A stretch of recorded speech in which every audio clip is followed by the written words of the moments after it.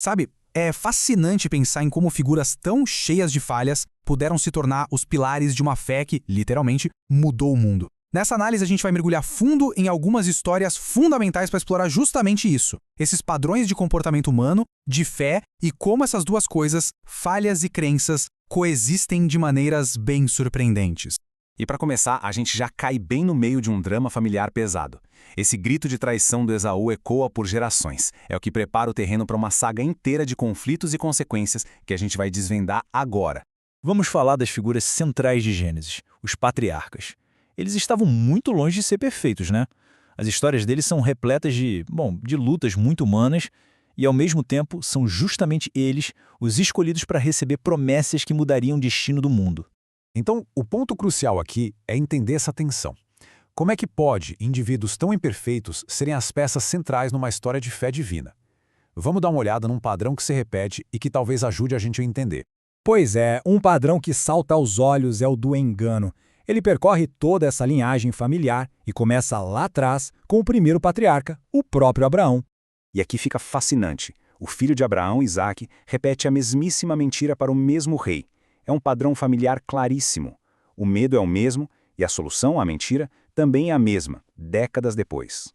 Agora vamos avançar para a próxima geração e ver como essa história se desenvolve, porque Jacó pega essa, digamos, característica da família e ela eleva a um nível totalmente novo para conseguir roubar a benção do irmão. E olha só os detalhes. Isso aqui mostra que não foi uma mentira espontânea, foi um plano muito bem calculado. Uma trama que envolveu vários sentidos. O tato, com as peles de cabrito, o olfato, com as roupas, e a audição, com a mentira falada. Tudo para manipular o pai, já idoso e cego. Mas ao mesmo tempo que a gente vê toda essa fraqueza humana, a gente encontra momentos de uma fé assim assombrosa. É um contraste realmente gritante. Vamos pensar de novo em Abraão, o mesmo homem que mentiu por medo.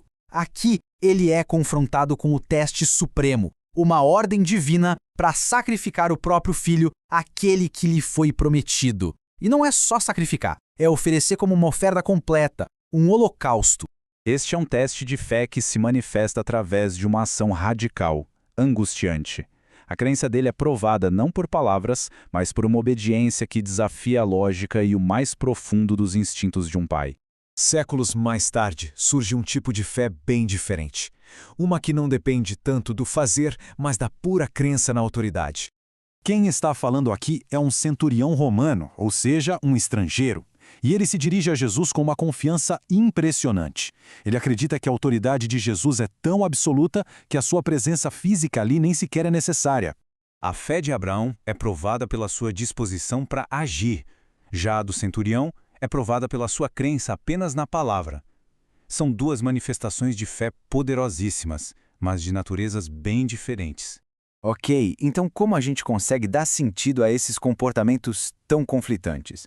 Um ensinamento do livro de Mateus nos dá uma ferramenta muito poderosa para essa análise. A ideia é bem simples, na verdade.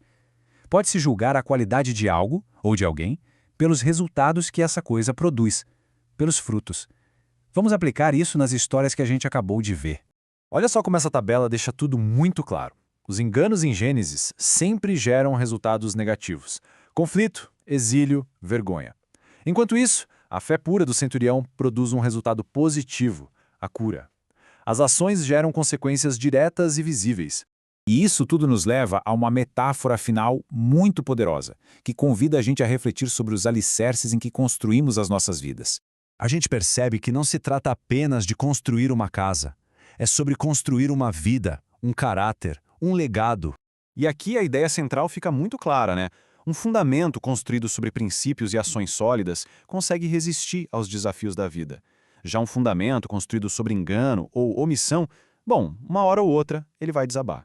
Essas histórias todas nos mostram que a vida humana é, muitas vezes, uma mistura dos dois. A reflexão que fica é essa. Vale a pena pensar nos fundamentos que estamos construindo hoje e nos frutos que eles vão gerar amanhã.